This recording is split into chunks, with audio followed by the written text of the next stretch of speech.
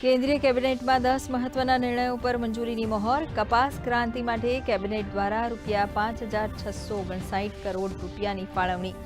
કસ્તુરી કોટનને વિશ્વભરમાં કરાશે સ્થાપિત. 32 લાખ ખેડૂતોને થશે લાભ.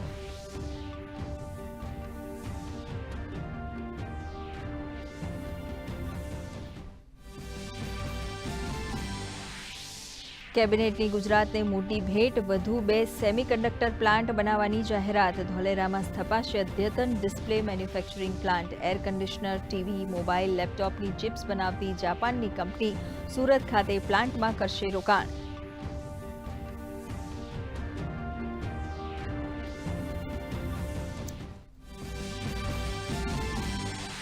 કેન્દ્રીય કેબિનેટે દેવભૂમિ દ્વારકાના વાડીનાર પોર્ટમાં અત્યાધુનિક જહાજ મરામત કેન્દ્રના નિર્માણને આપી સ્વીકૃતિ. સમુદ્રી સહાયક સેવાઓ અને લઘુ તેમજ મધ્યમ ઉદ્યોગોના વિકાસને મળશે વેગ. વિદેશી શિપયાર્ડ પરની નિર્ભરતામાં થશે ઘટાડો.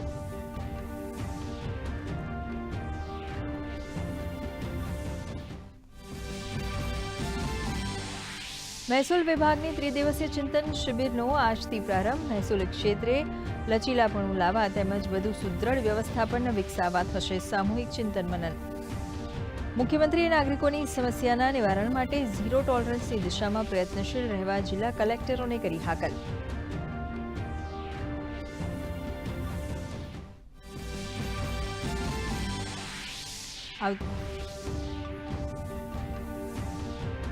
આવતીકાલે સવારે 8 વાગે જાહેર થશે ધોરણ 10નું પરિણામ. ગુજરાત બોર્ડની સત્તાવાર વેબસાઇટ પરથી જાણી શકાશે પરિણામ. વોટ્સએપમાં પણ મળી શકશે પરિણામની નકલ.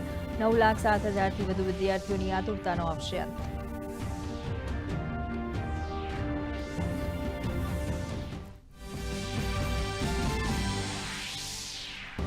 બંગાળ અને આસામમાં સરકાર રચવાની પ્રક્રિયા તેજ. બંગાળમાં અમિત શાહ તો આસામમાં જેપી નડ્ડાને સોંપાઈ નિરીક્ષક તરીકેની જવાબદારી. રવિન્દ્રનાથ ટાગોરની જન્મ જયંતિ પર 9મી મેએ પશ્ચિમ બંગાળમાં યોજાશે શપથ ગ્રહણ સમારંભ.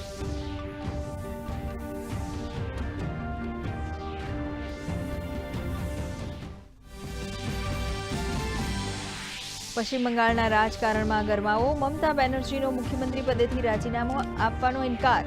વોટોની હેરાફેરીનો લગાવ્યો આરોપ. મમતા બેનર્જીની ટિપ્પણી પર ભાજપે વ્યક્ત કરી નારાજગી તો ચૂંટણી પંચે આરોપોનું કર્યું ખંડન.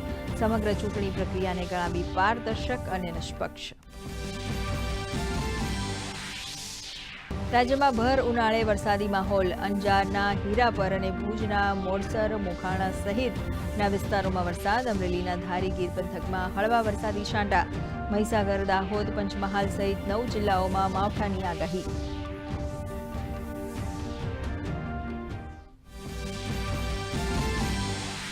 આઈપીએલમાં આજે દિલ્હીના અરુણ જેટલી સ્ટેડિયમ ખાતે દિલ્હી કેપિટલ્સ અને ચેન્નઈ સુપર કિંગ્સ વચ્ચે મુકાબલો. દિલ્હીએ ટોસ જીતી પસંદ કરી બેટિંગ.